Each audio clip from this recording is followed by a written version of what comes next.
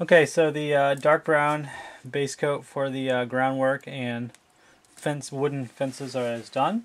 Next thing we're going to do is go in and highlight some of that ground area with a medium brown, which again, just a craft paint. I got a medium brown here in this section of my very messy palette. And we're going to dry brush it. So you want something that's just an old brush that's nice and dry, not recently cleaned or used. Get a little bit of paint left on your brush. And you want to go in and you want to just get some of the raised areas of your, there's a little bit too much there, it's okay, of your textured base. Okay, with that lighter color, we're going to kind of bring out the depth and texture in that groundwork. We might lose a little bit of the texture here that's being loosened by the painting, by the dry brushing, because it's a kind of a brisk effect.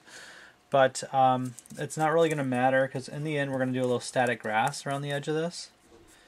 Highly recommend it anyway. And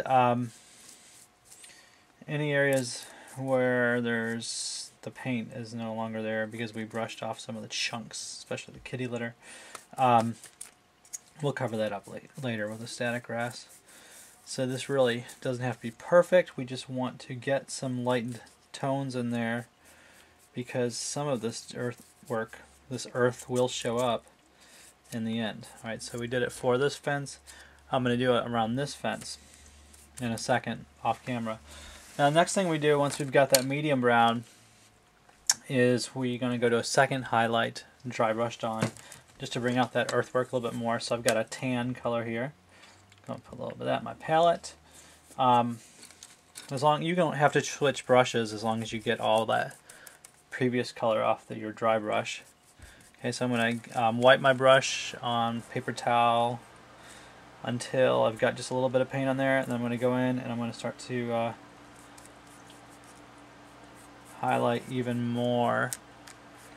Okay, and then that texture, especially with this lighter tan, really starts to pop. Alright, and it takes on that ground appearance. Looks really nice. So I'm going to continue to do that. Now at this point, we're going to go ahead and use that tan also to weather our wood so that it looks really old. And so I'm going to go in.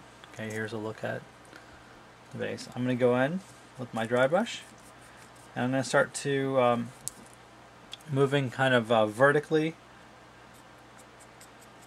First intentionally getting the tops of the wood. I'm going to basically go like that and weather my wood a little bit.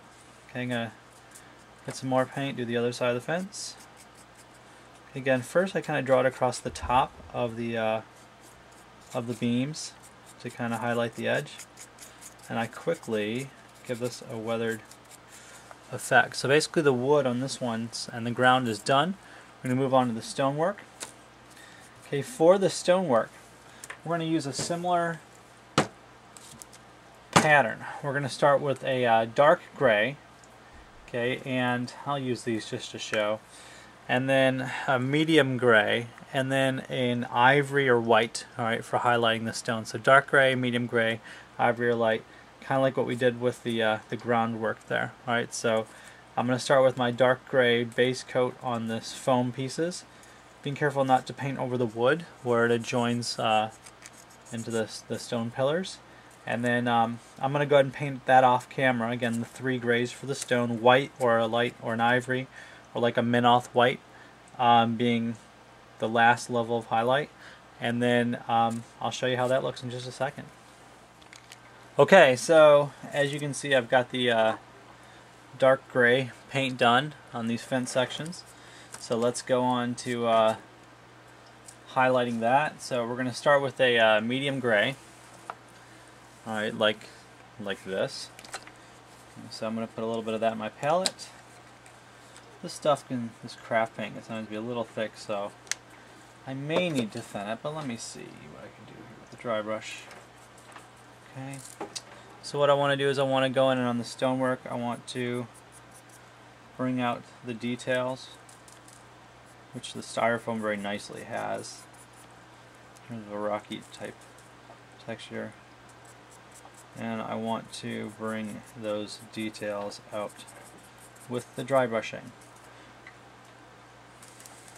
Dry brushing means you get minimal amount of paint and pigment on your brush, and your brush should not be wet, not something you recently cleaned, but a nice literally dry brush, and you lightly stroke it across the surface of whatever you're painting, and just the raised sections pop and take the paint as you go.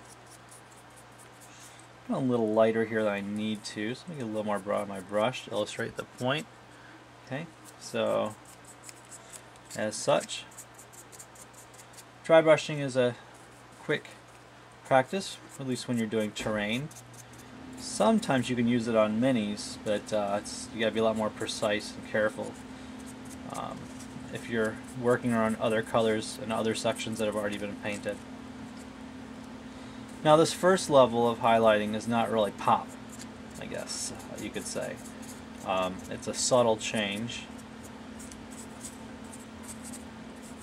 Gotta get next to the fence planks too. It's subtle. But when we do the next layer, which is like an ivory or a white, that's going to show. Alright, so let me get my white paint. Actually, I use this one. No, I use that one. Okay. And here's my white. Again, I like these big containers because it's a nice, inexpensive way to get some terrain making paint. Alright, so I got some white. I'm going to use the same dry brush.